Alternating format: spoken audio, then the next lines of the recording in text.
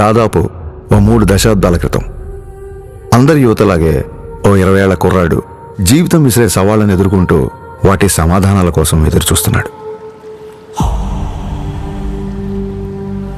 ఏం చెయ్యాలో తెలియని నిస్సహాయత, ఏమవ్వాలో తెలియని అసహనం. ప్రపంచం ప్రశ్నల పుస్తకంలా కనిపిస్తోందే తప్ప ఎక్కడ చూసినా జవాబు జాడేలేదు.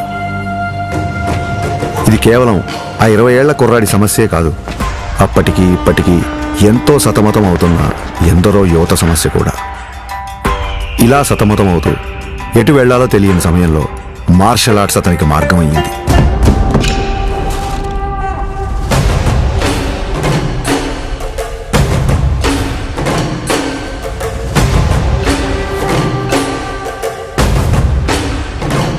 మార్షల్ ఆర్ట్స్ అంటే చాలామంది అనుకున్నట్టు అవతల వాళ్ళని కొట్టడమో పడగొట్టడమో కాదు. మన అహాన్ని తొక్కిపెట్టి మన కాళ్ళ మీద మనం నిలబడ్డం, మన ఆవేశాన్ని అరచేతి అదుపులో ఉంచుకోవడం. ఒంటరితనం, ఒత్తిడిని ఎదుర్కోవడం నేర్పిస్తే శిక్షణ, క్రమశిక్షణ నేర్పించింది కళ్యాణ్ కుమార్ను మన పవన్ కళ్యాణ్గా మార్చింది. సంవత్సరాలు గడిచాయి, కొత్త దారులు ఏర్పడ్డాయి. అలాగే తన సినీ ప్రయాణం మొదలైంది.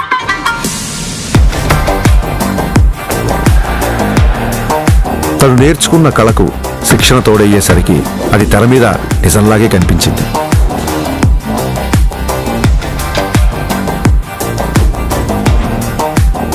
ఆ నిజానికి తన నిజాయితీ తోడయ్యే కోట్ల మంది గుండెల్ని గెలిచింది.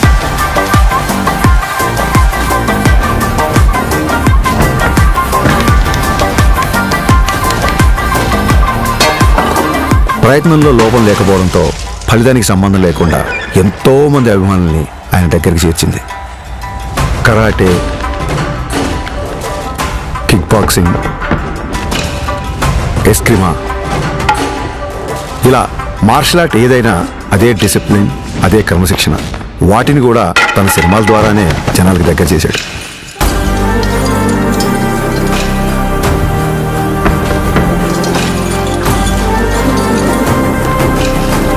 సినిమాల్లో చూపించే స్టంట్లు, ఫైట్లు జనరంజకంగా, ఆకర్షణీయంగా ఉంటాయని మనందరికీ తెలుసు.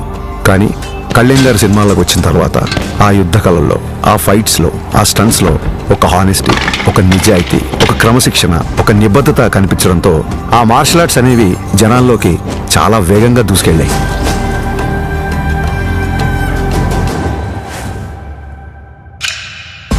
అసలు మార్షల్ ఆర్ట్స్ ఫిలాసఫీ చెప్పేది ఒకటే, కంటిన్యూస్ లెర్నింగ్, నిరంతరం నేర్చుకోవడం. అందుకే ఇప్పటికీ ఓ స్టూడెంట్లా మార్షల్ ఆర్ట్స్లో తన ప్రయాణాన్ని కంటిన్యూ చేస్తున్నారు. తన తపనకి, సాధనకి, మార్షల్ ఆర్ట్స్ని జనాల మధ్యలోకి తీసుకువెళ్లడంలో ఎన్నో ఏళ్లుగా తాను చేస్తున్న కృషికి గుర్తింపుగా డిసెంబర్ 30, 2025న ఆయన అపూర్వమైన గౌరవాన్ని అందుకున్నారు.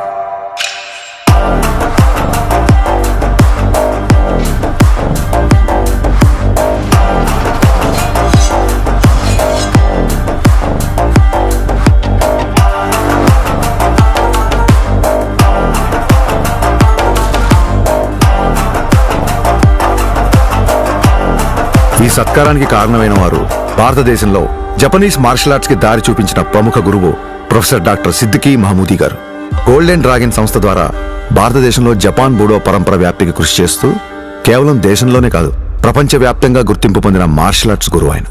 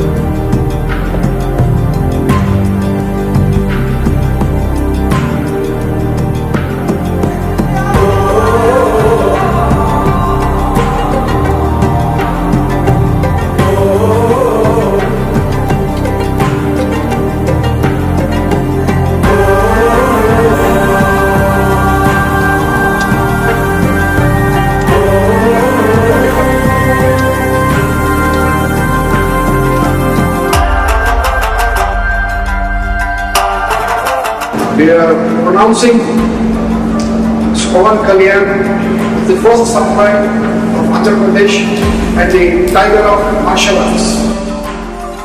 గోల్డెన్ డ్రాగన్ సంస్థ నుంచి టైగర్ ఆఫ్ మార్షల్ ఆర్ట్స్ అనే బిరుదును అందిస్తూ ఆయన్ని ప్రకటించారు. As an honor for it, he is the first person in India being presented this. సోగో బూడో కాంటకే సంస్థ ద్వారా 5th డాన్ గౌరవాన్ని సోకే మురమత్సు సెన్సై నేతృత్వంలో టగేదా షింగన్ సమురాయ్ పరంపరలో పవన్ కళ్యాణ్ గారికి స్థానం కల్పించారు. ఇక్కడ టైగర్ అంటే హింస కాదు, హింసను అదుపులో ఉంచే బలం.